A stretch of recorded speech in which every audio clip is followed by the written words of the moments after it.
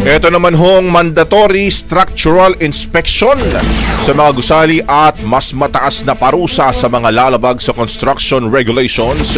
Ipinanawagan na may sa batas kasunod nga ho yan ng malalakas na mga lindol. Brigada Ann Cortez, ibrigada mo! Brigada Live Report!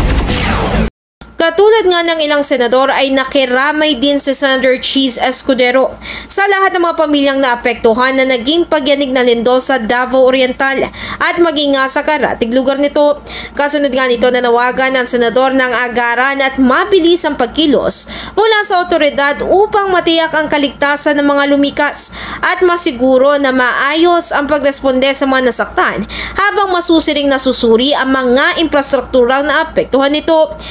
Nanawagan naman ng senador na mabigyang pansin ang kanyang isinusulong na panukalang batas na nagmamandato na magkaroon ng regular at maging komprehensibong structural inspection sa mga buildings nationwide.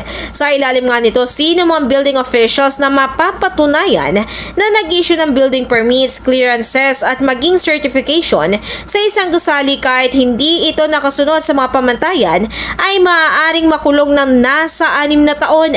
Posible rin itong mapatawan ng absolute perpetual disqualification sa paghawak ng opisina at permanenteng pagbawi ng professional license nito.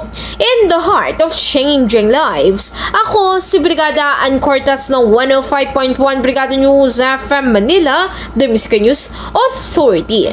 Ang bahaging ito ay hatid sa atin ng Mom's Love ES1 Capsule. Simulang tuparin ang pangarap ng iyong anak. And starting now,